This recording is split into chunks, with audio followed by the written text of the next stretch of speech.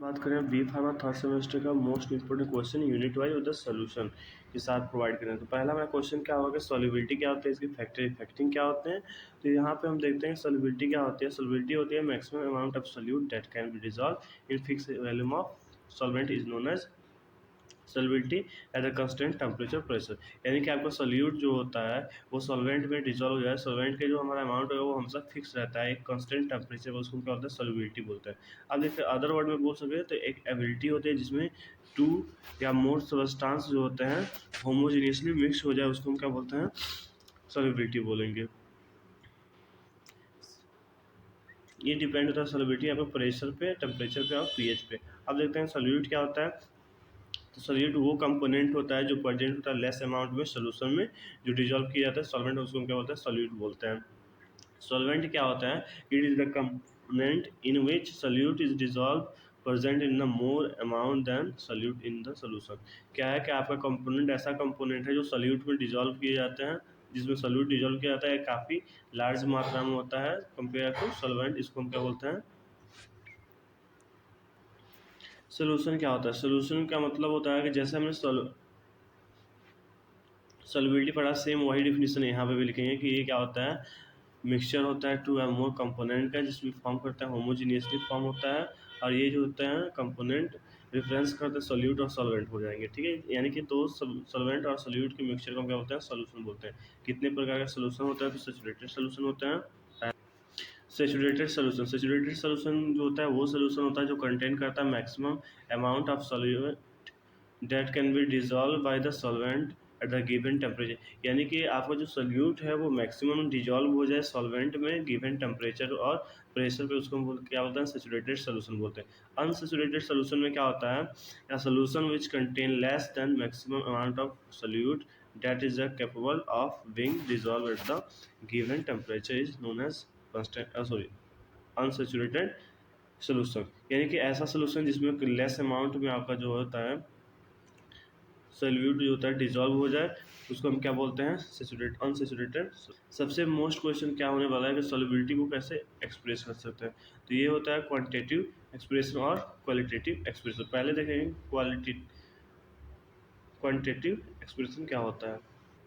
देखिए सॉल्युबिलिटी को हम कितने तरीके से बता सकते हैं। तो पहला हमारा क्या होगा नॉर्मलिटी। नॉर्मलिटी आपने एनालिसिस में भी पढ़ा है और यहाँ पे भी पढ़ेंगे कि नॉर्मलिटी क्या होता है, सोल्यूशन का डिफाइन होता है ग्राम इक्विवेलेंट वेट जो होता है उसको हम डिजॉल्व करते हैं 1 लीटर सोल्यूशन, उसको क्या बोलते हैं नॉर्मलिटी। इसको हम डोनेट करते हैं कैपिटल एन से, इसका फार्मूला हो जाता है normality is equal to gram equivalent weight upon volume of solution in litre में। ठीक, मोलरिटी क्या होती है, तो molarity is defined as the number of moles of solute dissolve per litre solution is known as molarity. इसको हम denote करते हैं एम से, और इसका फार्मूला होता है number of moles of solute divide by volume of solution. यहाँ पे मोलरिटी क्या होती है कि तो इसमें भी वही सेम डिफिनेशन लिखेंगे कि नंबर ऑफ मोल्स जो हो जाएंगे सोल्यूट वो डिजॉल्व हो जाएंगे 1 kg सॉल्वेंट में, इसको क्या बोलते हैं मोलरिटी बोलते हैं। इसको हम डोनेट करते हैं स्मॉल एम से, इसका फार्मूला हो जाएगा number of moles of solute upon volume of solution. अब मोल फ्रैक्शन क्या होता है, मोल फ्रैक्शन आपका होता है मोल इंटू ए, यानी कि जो कंपोनेंट है, और total number of mole solution. Different phase क्या होता है, यानी कि गैसेस इन गैस, यानी कि गैस को गैस में डिजोल्व किया गया, जैसे एयर हो गया, गैस को लिक्विड में डिजोल्व किया गया है, गैस को सॉलिड में डिजोल्व किया है, ये एग्जांपल हो गया आपके।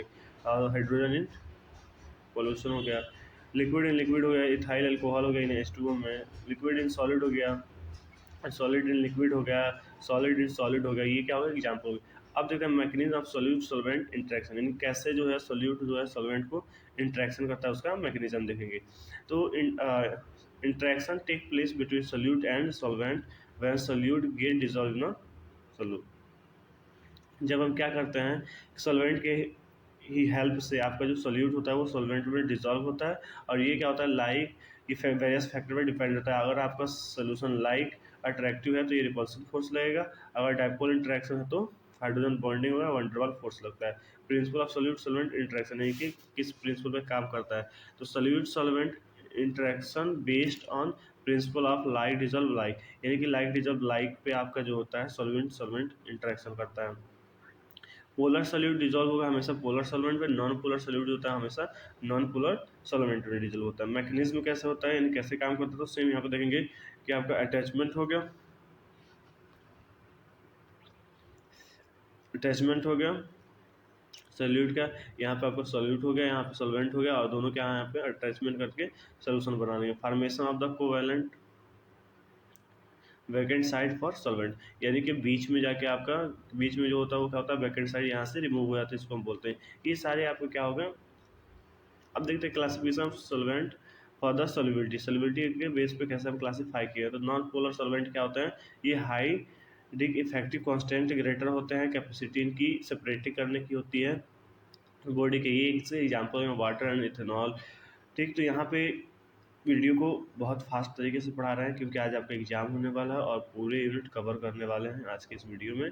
नॉन पोलर सॉल्वेंट क्या होता है, they dissolve only non polar solvent में बाय इंड्यूस डाइपोल इंटरेक्शन के कारण होता है। सेमी पोलर क्या होते हैं कि यानी कि कुछ इसमें जो होंगे कॉम्पोनेंट वो क्या होंगे, पोलर नेचर होंगे, कुछ जो होंगे नॉन पोलर नेचर होंगे, जैसे एग्जाम्पल एसीटोन हो गया।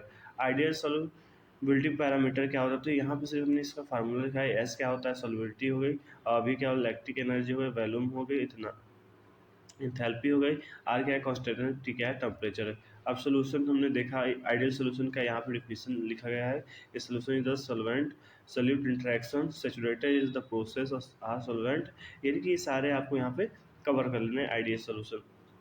अब हम बात करते हैं यहाँ पे एसोसिएशन क्या होता है, जो मोस्ट इंपोर्टेंट होने वाले 2 मार्क्स में। एसोसिएशन का मतलब होता है कि chemically association is a phenomena in which opposite electric charge ion together in a solution to form separate chemical unit. Simply समझ लीजिए कि यहाँ पे क्या है, एक पॉजिटिव चार्ज है, एक निगेटिव चार्ज है, और दोनों अपने आप में क्या कर रहे हैं, इंट्रैक्शन शो कर रहे हैं, इसी को हम बोलते हैं एसोसिएशन। क्या बोलते हैं, एसोसिएशन।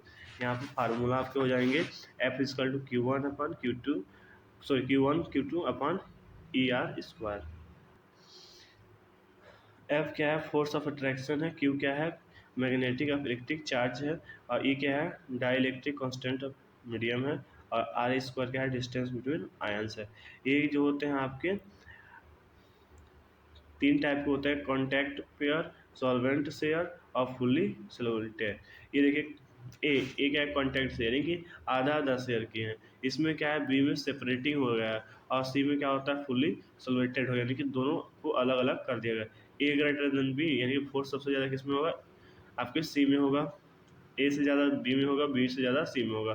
फैक्टर इफेक्टिंग की बात करें सोल्यूशन की, तो ये कौन कौन सा फैक्टर इफेक्टिंग करता है, पहला सरफेस एरिया, दूसरा एजिटेशन, तीसरा टेम्परेचर।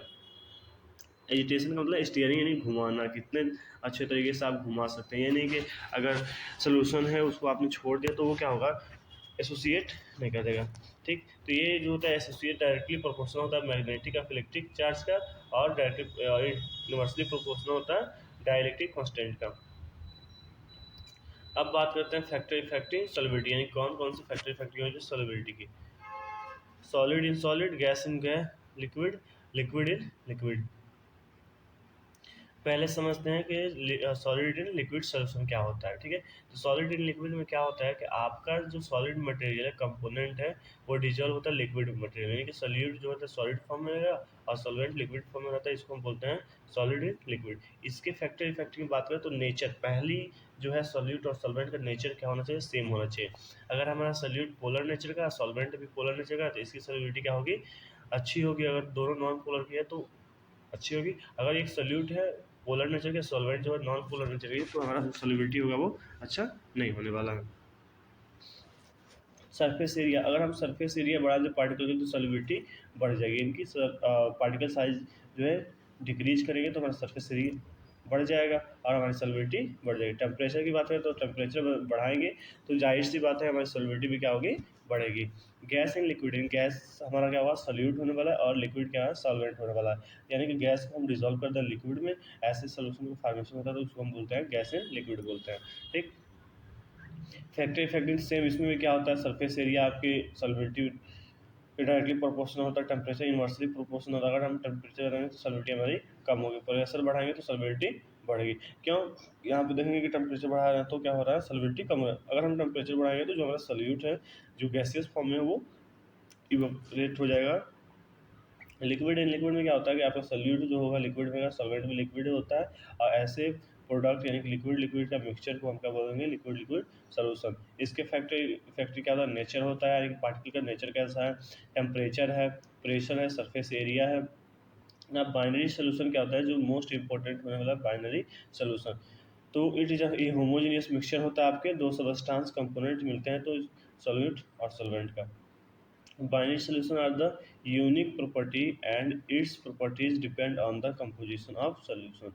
देखिए बाइनरी सोल्यूशन जो होता है यूनिक प्रॉपर्टी रखता है और इसके प्रॉपर्टी जो होता है डिपेंड होते हैं composition of solution. Raoult's law को, यानी कि ऐसा सोल्यूशन लिख सकते हैं कि ऐसा सोल्यूशन जो फॉलो करता है राउल्ट्स लॉ को, उसको हम क्या बोलते हैं, बाइनरी सोल्यूशन। अब देखते हैं राउल्ट्स लॉ होता क्या है। अब देखिए क्या होता है कि आपका जो पार्शियल प्रेशर होता है, राउल्ट्स लॉ क्या होता है, पार्शियल प्रेशर जो होता है वो कंटिन्यूस कॉन्स्टिट्यूट का, वो क्या होता है, इक्वल होता है आपके वेपर प्रेशर को, और उसको हम मल्टीप्लाई कर देते हैं, multiply by mole fraction given temperature पे, उसको उस सोल्यूशन को हम क्या बोलते हैं, राउल्ट सॉरी उस लॉ को हम क्या बोलते हैं, राउल्ट्स लॉ। यानी कि ऐसा लॉ जिसमें पार्शियल प्रेशर जो हो वेपर प्रेशर का इक्वल हो और उसमें हम मल्टीप्लाई कर दे मोल फ्रैक्शन से गिवन टेम्परेचर पे, तो उसको हम क्या बोलेंगे, राउल्ट्स लॉ बोलेंगे। यहाँ पे एग्जाम्पल के सहायता से समझते हैं। यहाँ पे देखिए a maximum number of miscible liquid, ठीक, ए जो है आपका क्या है, मैक्सिमम नंबर ऑफ लिक्विड है, A plus B are the consider in the mixture. इस मिक्सचर में ए और बी क्या है, कंसीडर करना है। The partial pressure accepted by the liquid, ठीक, पार्शियल प्रेशर जो एक्सेप्टेड बाय लिक्विड, ए भी लिक्विड है और बी भी क्या है, हमारा लिक्विड है वेपर। तो यहाँ पे क्या हो जाएगा हमारा, A is equal to partial pressure is equal to आपके वेपर प्रेशर हो जाएगा। यहाँ पे भी सेम वही vapour pressure of the by the pure liquid. यहाँ पे देखेंगे, यहाँ पे मैथमेटिकली समझते हैं कि क्या होता है कि मान लेते हैं लेट्स मोल फ्रैक्शन आपका कांस्टेंट रहेगा लिक्विड में बी का, ठीक है। यहाँ पे राउल्ट्स लॉ जो होता है मैथमेटिकली एक्सप्रेस कर सकते हैं, partial pressure equal to vapour pressure into mole fraction of liquid. तो यहाँ पे क्या है, ये आपका पार्शियल प्रेशर और पी ए क्या है, पार्शियल प्रेशर, ये क्या है vapour pressure P A dot, और ये हमारा क्या हो जाएगा, आपका मोल फ्रैक्शन हो जाएगा एक कंपोनेंट का जिसका हमें निकालना है। अब जो इंपॉर्टेंट क्वेश्चन होने वाला है वो सी एस टी क्या होता है, सी एस टी क्या होगा, कॉन्स्टेंट टेम्परेचर होता है,